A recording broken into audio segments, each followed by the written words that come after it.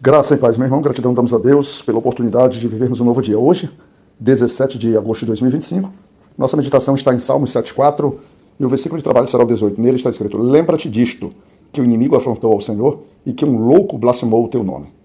Temos aqui uma relação direta entre o salmista traz que pessoas elas estão profanando, por exemplo, a santidade de Deus, seu santuário, sua casa, seu povo.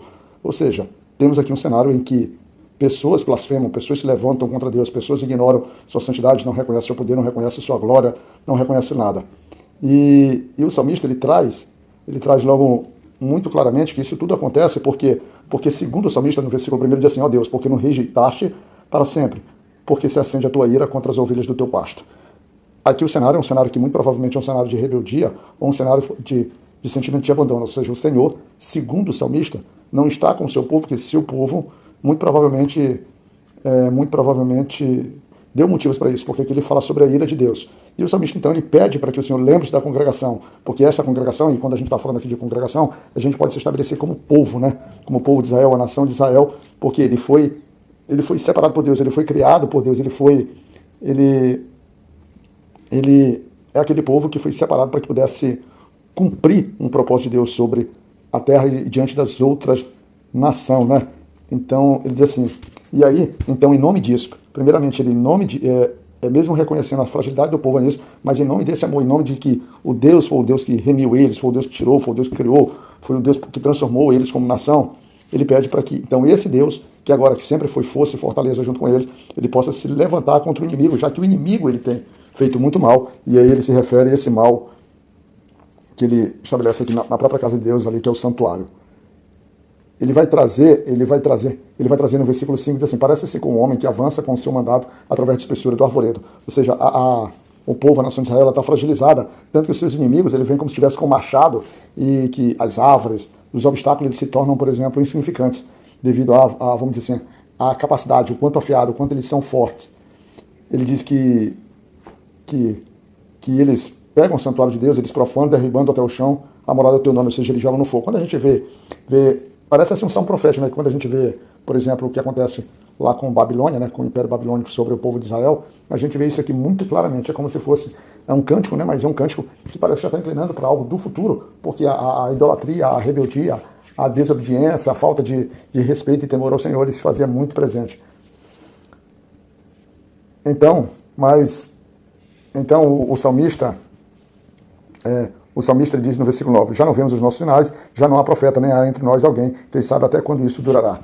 O povo está completamente abandono, o avanço do inimigo é maciço, e ele se vê agora aqui, não só agora da questão física, da questão material, do avanço sobre terras, do domínio sobre as suas casas, as suas moradas. O problema é que aqui agora ele já não vê qualquer, por exemplo, esperança no aspecto espiritual, né? Eles estão se sentindo abandonados, até mesmo de uma forma, porque eles já não encontram nem sequer quem traga, por exemplo, uma mensagem de esperança para eles, como é o caso do profeta, e em relação ao sacerdócio, em relação, vamos dizer assim, aos sacrifícios, a coisa das suas casas, também já não há qualquer sinal quanto a isso. E aí é nesse desespero, nessa angústia, que o salmista, ele faz uma pergunta para o Senhor, diz assim: Senhor, blasfemará o inimigo o teu nome para sempre? Isso durará para sempre, isso não terá fim?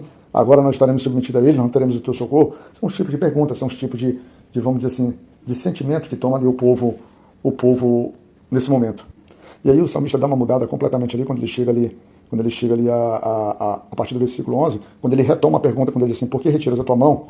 Ou seja, a mão sobre o povo, a mão protetora, a mão acolhedora, e ele começa a trazer, como se ele quisesse lembrar para o Senhor que o Senhor tem muito mais poder do que aquelas nações, tem muito mais poder do que aqueles povos, porque ele vai fazer uma lembrança da passagem lá pelo mar do Egito, quando ele fala da divisão do mar pela tua força. Ele diz: para a tua força dividiste o mar.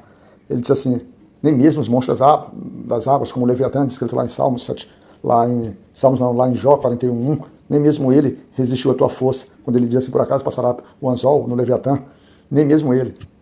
Ele diz também que esse próprio Leviatã, ele foi dado como mantimento aos habitantes do deserto, né? Ou seja, ele serviu de comida para os habitantes do deserto, no caso, as próprias aves de rapina, os abutres, aqueles animais que, vamos dizer assim, que viviam numa escassez de alimento, né?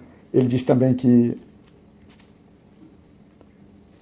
ele fizeste sair águas pelos ribeiros, ele diz que você secaste rios impetuosos. Ele relembra na própria natureza que o sol, né, o dia e a noite pertence ao Senhor, a própria luz e o sol é fruto daquilo que é de domínio sobre ele, e aí Ele vai estabelecendo todos os limites da terra também, verão, inverno, tudo formar-te, Senhor.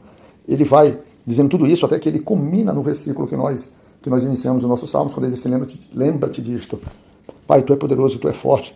O inimigo, ele não tem a mínima condições de levantar-se contra ti. E aí ele vai e diz assim, ele fala tudo isso com a esperança, dizendo assim, não volte envergonhado ou imprimido, louve o teu nome, o aflito e o necessitado. Senhor, quando tu entra a tua ação, vamos dizer assim, corretiva, a tua ação de socorro, Pai, aqueles que estão em opressão, aqueles que estão, vamos dizer assim, em necessidade, Pai, quando eles voltaram agora com condição de louvar o teu nome, porque agora eles têm o socorro teu. E aí ele retoma novamente, lá no versículo 22, ele diz, levanta-te, ó Deus, pleiteia a tua própria causa. Essa causa é tua, Pai. Lembra-te da afronta que o louco te faz. Cada dia, quando esses homens levantaram contra o povo de Israel, contra a nação, tomando, destruindo santuários, eles, na verdade, é um ato de rebeldia contra ti, porque nós somos povo teu. Nós somos, vamos dizer assim, e aí, como a gente aqui agora da igreja, nós somos, por exemplo, morada santa, nós somos templo teu, nós somos a tua esposa. Então não é justo, não seria justo, por exemplo, que o inimigo nos atacasse, nos açoitasse, e ele, vamos dizer assim, vencesse sobre a gente, se aquele que nos guarda, aquele que nos protege, tem muito mais poder do que ele. Ele diz assim, Senhor, quando ele nos ataca, ele está atacando a ti próprio, porque nós somos herança tua, nós somos povo teu, nós somos para te servir. E por isso, nós não podemos ficar à mercê do inimigo, que é muito mais forte que tu, é mais forte do que a gente. A maioria das batalhas que enfrentamos, Senhor, é mais forte do que a gente. Mas o teu espírito, o teu, vamos dizer assim, o discernimento que aprendemos na tua palavra, aquilo que desenvolvemos em servidão, em sacrifício, a tua própria promessa de estar com a gente por todos os dias, até os séculos, até a consumação dos séculos, Senhor, tudo isso, porque tu é que nos guarda, tu é que nos vamos dizer assim, mantém.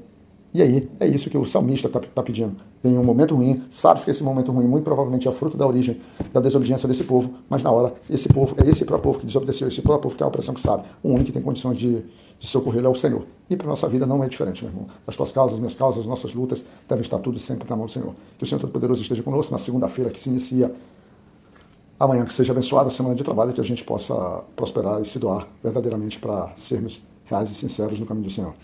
Fica graça e paz, meu irmão. Que Deus nos cuide.